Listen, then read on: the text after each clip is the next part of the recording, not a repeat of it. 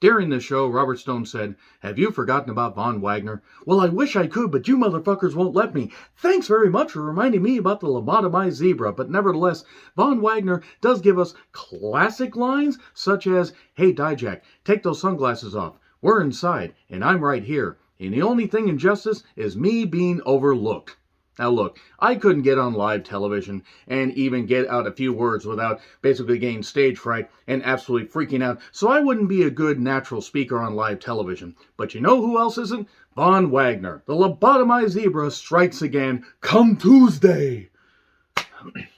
He's a second generation talent, and he didn't even get any of his dad's ability. And I don't think I heard his dad cut one goddamn promo in WWE, but nevertheless, I'm John Reitman with my review WWE NXT, the go-home show for NXT Vengeance Day. Almost said TakeOver Vengeance Day, but they haven't done takeovers for a while because they haven't taken anything over in a while. But they're going to be in the Spectrum Center in Charlotte, North Kakalaki.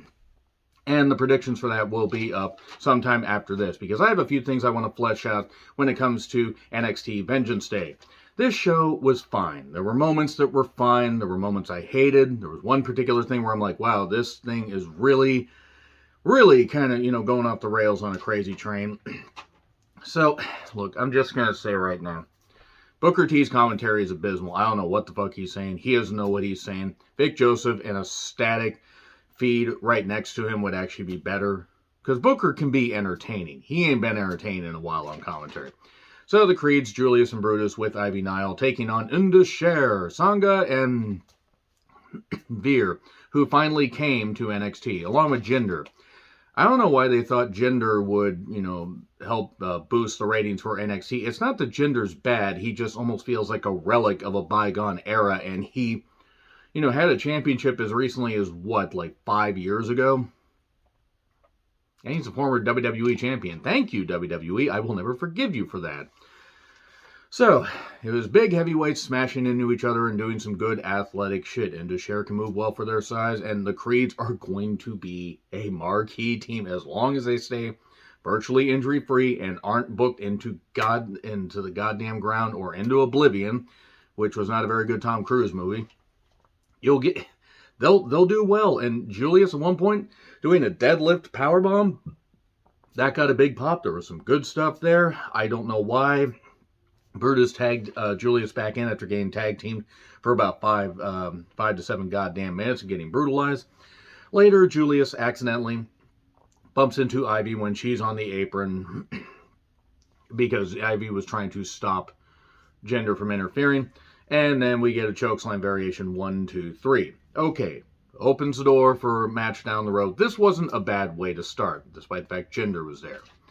And then Tyler Bate and Axiom Verge are talking about A Kid. In case you don't know, in case you've been living under a rock, and most people that were aware NXT UK existed but didn't really watch it in the last year or so, A Kid is Axiom Verge, as it were. And hey, Damon Kemp exists. That's what I wrote down. I forgot all about him. It's not that he's bad, I just forgot about him.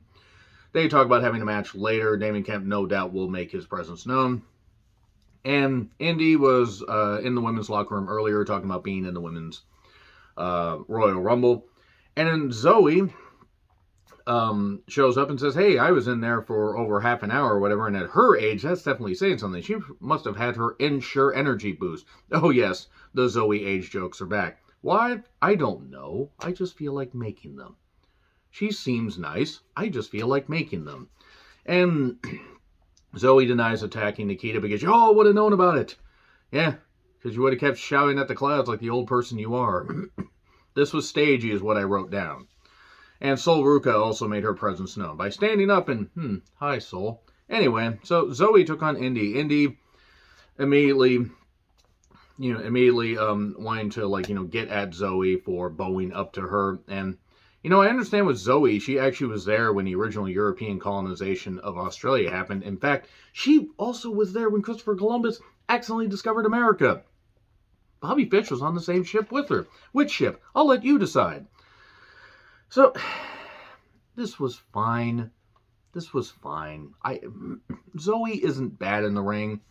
I just can't take somebody seriously when they were wrestling before women were able to get the right to vote or whatever, because that means that they're from a bygone era.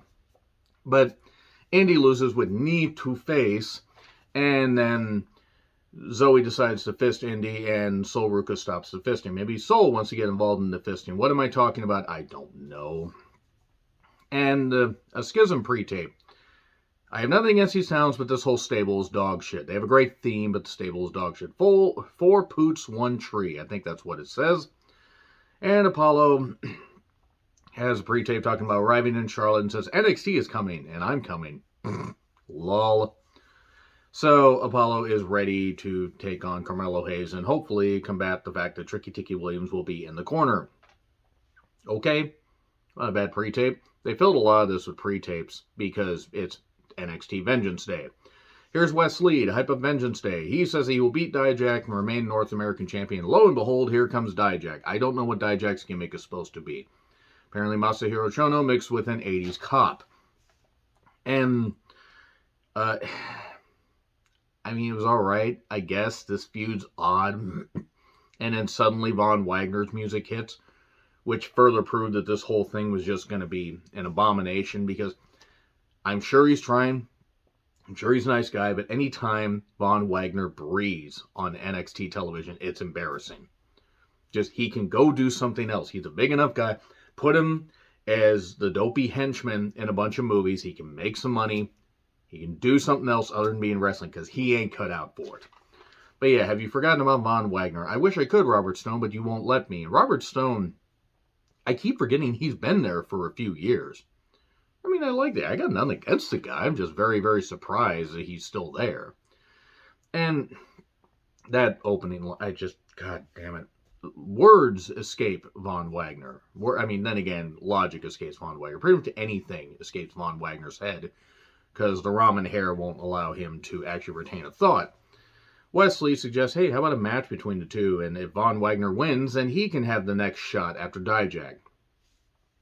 Thankfully, Von Wagner lost. I mean, he hit a sort of impressive twist-out, double-arm DDT throw variation thing. I don't know what the hell was going on. And there you go. Dijak won. Thank fuck. No thanks to Vaughn. Tony D'Angelo and Stacks talk about business, I think. I haven't really cared about this in a while, but Tony D's committed to the gimmick. I'll give him that much credit. McKenzie talks about Nikita's attack him.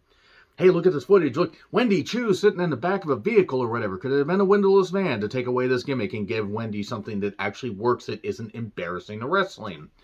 But various people, oh, maybe Tiffany did it. Maybe somebody did it.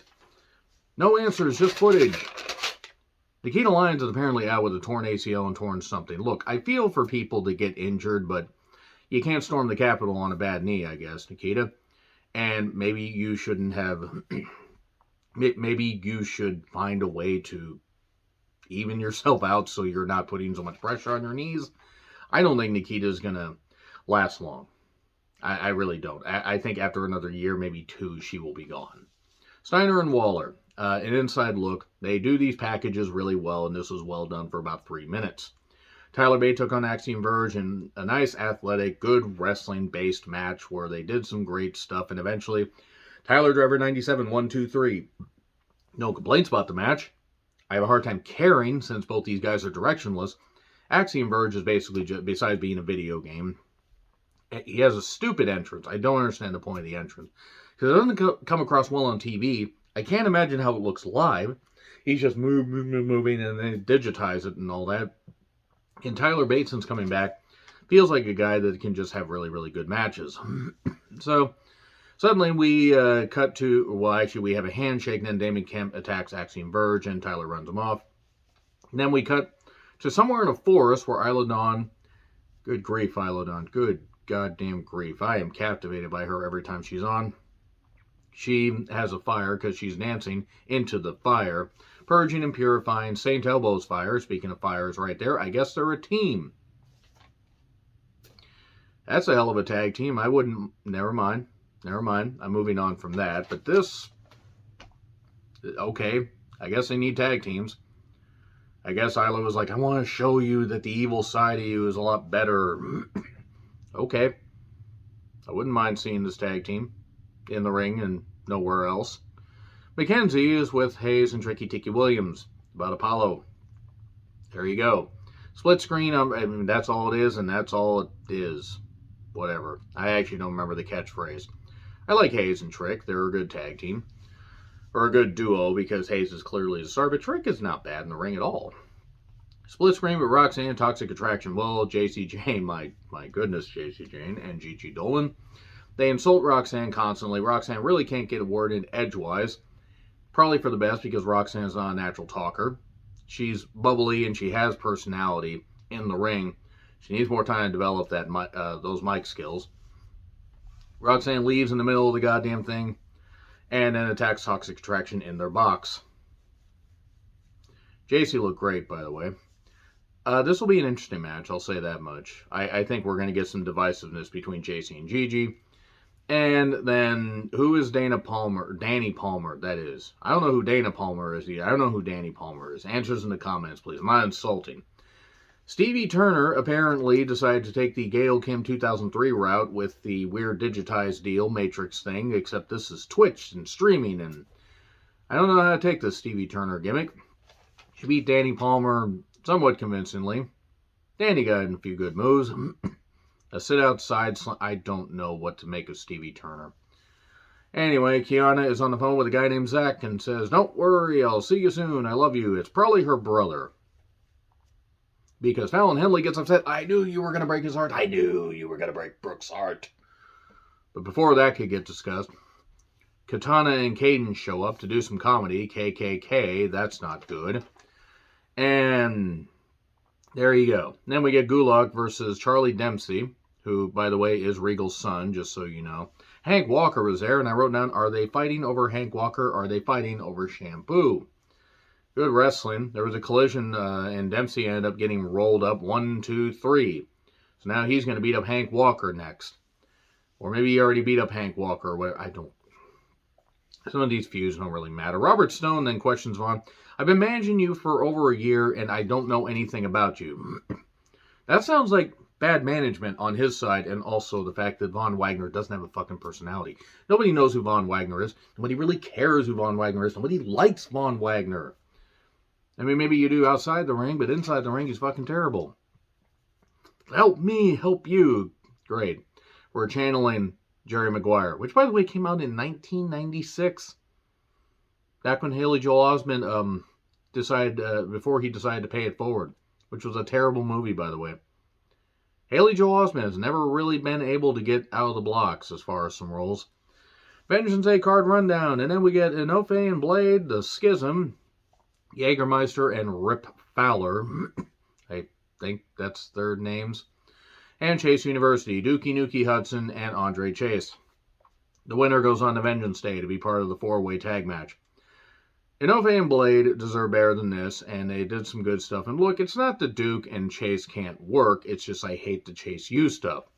And I hate the Schism stuff. So here's what I said about the match. Oh, hell no. Chase University wins. And all the teams show up in various points. And New Day's like, "We'll see you all for the Royal Rumble." No, we'll see you all there for Vengeance Day. So there you go right there. Let me know your thoughts in the comments. Like, share, subscribe, Twitter handle in the description. I'm John Rickland. I'll see you soon.